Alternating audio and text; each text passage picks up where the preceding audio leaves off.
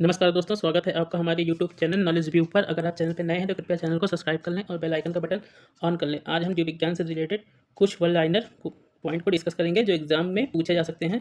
चलिए शुरू करते हैं। वन लाइनर क्वेश्चंस टाइप, ये जीव विज्ञान के कुछ पॉइंट्स हैं। चलिए डिस्कस करते हैं। 50 पॉइंट्स लिखा है जो एग्जाम में पूछे जाते हैं। चलिए शुरू करते हैं। सबसे पहले पॉइंट है, आधुनिक वर्गीकरण के पिता किन्हें कहा जाता है? ये लीनियस को कहा जाता है। आधुनिक वर्गीकरण के पिता लीनियस हैं। जीव द्रव्य का नामकरण किसने किया था? प्लुरकिंजे ने किया था। प्लुरकिंजे ने नामकरण किया था। जीव द्रव्य में क्या क्या मिला होता है? ऑक्सीजन मिला होता है, कार्बन मिला होता है, हाइड्रोजन मिला होता है और नाइट्रोजन मिला होता है। ये जीव द्रव्य में होता है। ऑक्सीजन 76%, कार्बन 10.5%, हाइड्रोजन 10% और नाइट्रोजन 2.5% होता है। जीव द्रव्य में अकार्बनिक एवं कार्बनिक यौगिकों का अनुपात कितना होता है?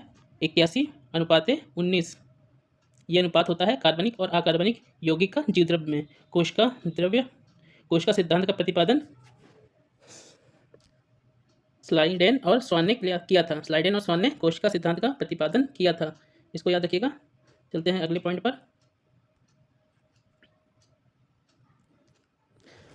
अगला पॉइंट है, कोशिका भित्ति बनी होती है। कोशिका भित्ति सेलुलोज से बनी होती है। ये पॉइंट याद रखिएगा, एग्जाम में पूछा जाता है। प्रोटीन की फैक्ट्री किसे कहते हैं? राइबोसोम को कहते हैं। प्रोटीन की फैक्ट्री राइबोसोम को कहते हैं। कोशिका का पावर हाउस माइक्रोकॉन्ड्रिया को कहा जाता है। माइक्रोकॉन्ड्रिया को कोशिका का पावर हाउस कहा जाता है। आत्मघाती थैली के नाम से लाइसोसोम को जाना जाता है। आत्मघाती थैली के नाम से लाइसोसोम को जाना जाता है। कोशिकाओं के अणुओं का यातायात प्रबंध गोल्जी काय को कहते हैं। कोशिकाओं के अणुओं का यातायात प्रबंधन गोल्जी काय कहते हैं। ये सभी पॉइंट एग्जाम में पूछे जा चुके हैं। चलते हैं अगले पॉइंट पर। अगला पॉइंट है, पत्तियों का पीला रंग उनमें उपस्थित कैरोटीन के कारण होता है। जो पत्तियों का पीला रंग बन जाता है वो कैरोटीन के कारण ही होता है। इसको याद रखिएगा। केंद्रक बना होता है। केंद्रक किसका बना होता है? प्रोटीन और डीएनए का बना होता है। केंद्रक और डीएनए की द्विकुंडलित संरचना मॉडल किसने दिया था? वाटसन और क्रिक ने दिया था। प्रोटीन बनने की अंतिम क्रिया क्या कहलाती है? ट्रांसलेशन कहलाती है। प्रोटीन बनाने की अंतिम क्रिया ट्रांसलेशन कहलाती है। गुणसूत्र का नामकरण डब्ल्यू वॉल्टेयर ने दिया था। इसको याद रखिएगा। गुणसूत्र का नामकरण डब्ल्यू वॉल्टेयर ने दिया था। ये सभी पॉइंट एग्जाम में पूछे जा चुके हैं। बहुत इंपॉर्टेंट पॉइंट हैं ये सब, जीव विज्ञान से रिलेटेड क्वेश्चन के। चलते हैं अगले पॉइंट पर। अगला है, रक्त परिसंचरण की खोज किसने की थी? विलियम हॉर्वे ने की थी। विलियम हॉर्वे ने रक्त परिसंचरण की खोज की थी। अगला है, शरीर से हृदय की ओर रक्त ले जाने वाली रक्त वाहिनी को शिरा कहते हैं। इसको याद रखिएगा।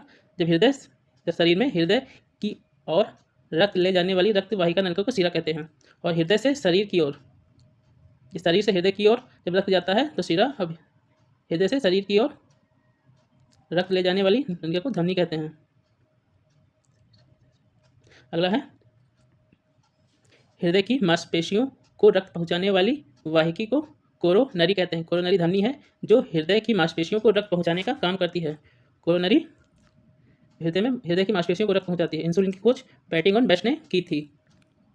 चलते हैं अगले पॉइंट पे। अगला पॉइंट है, मानव रक्त का पीएच मान 7.4 होता है। आरबीसी का जीवन काल 10 से 120 दिन का होता है। ये आरबीसी का जीवन काल 20 से 120 दिन का होता है। और डब्ल्यूबीसी का जीवन काल 2 से 4 दिन का होता है। 2 से 4 दिन का काल डब्ल्यूबीसी का होता है। और श्वेत रक्त कणिकाओं का आकार और रचना एक अमीबा के आकार का होता है। यही डब्ल्यूबीसी का आकार जो होता है एक अमीबा के आकार का होता है। और आरबीसी और डब्ल्यूबीसी का अनुपात 600 अनुपाते 1 होता है। इसको पॉइंट को याद रखिएगा। आरबीसी और डब्ल्यूबीसी का अनुपात 600 अनुपाते 1 होता है। चलते हैं अगले पॉइंट पर। लाल रक्त कणिकाओं का निर्माण कहाँ होता है? ये आरबीसी का निर्माण कहाँ होता है? अस्थि मज्जा में होता है। इसको याद रखिएगा। अस्थि मज्जा में आरबीसी का निर्माण होता है। और डब्ल्यूबीसी का निर्माण कहाँ होता है? अस्थि मज्जा में भी होता है, लिम्फोनेड में भी होता है और कभी कभी यकृत और पीलिया में भी इसका निर्माण होता है। रक्त समूह की खोज किसने की थी? कॉललेड स्टीनर ने की थी। रक्त का थक्का बनने के लिए कौन सा प्रोटीन जरूरी है? फाइब्रोनोजन रक्त का थक्का बनने के लिए जरूरी प्रोटीन है। विटामिन के जो होता है वो रक्त को थक्का बनाने में मदद करता है। चलते हैं अगले पॉइंट पर। मास्टर ग्रंथि के नाम से पीयूष ग्रंथि को कहा जाता है। मास्टर ग्रंथि पीयूष ग्रंथि को ही कहा जाता है। मस्तिष्क अस्थियों के खोल को क्रोनियम में बंद होता है। जो मस्तिष्क का क्रोमियम में बंद होता है। जो मानव का मस्तिष्क होता है, मनुष्य का जो मस्तिष्क होता है, वो अस्थियों के जो खोल होता है वो क्रोमियम में बंद होता है। मनुष्य का मस्तिष्क क्रोमियम के खोल में बंद होता है। मस्तिष्क का वजन 1400 ग्राम होता है। और कलर ब्लाइंडनेस जिनको हो जाता है उनको लाल और हरे रंग की पहचान नहीं कर पाते हैं, वो सक्षम नहीं होते हैं। कलर ब्लाइंडनेस में जो रोगी हो जाते हैं उनको लाल और हरे रंग की पहचान नहीं हो पाती है। विषाणु की खोज इवान विस्की ने की थी। ये सभी पॉइंट एग्जाम में पूछे जा चुके हैं। चलते हैं अगले पॉइंट पर।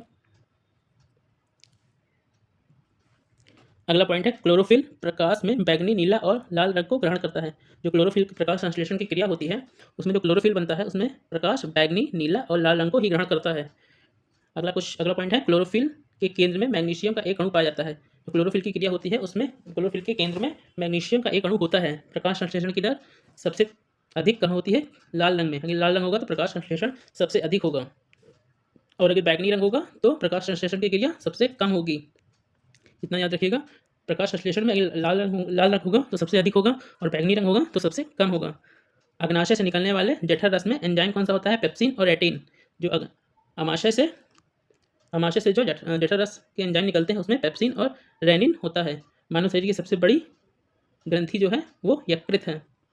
इसको याद रखिएगा, सबसे बड़ी ग्रंथि जो है यकृत है। चलते हैं अगले पॉइंट पर।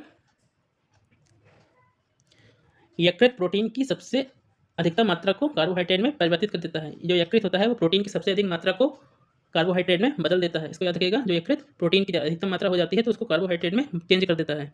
हेपरिन जो होती है, हेपरिन जो नामक प्रोटीन होती है वो यकृत में ही उत्पादित होती है, यकृत में ही बनती है, जो शरीर के अंदर रक्त जमने से रोकती है।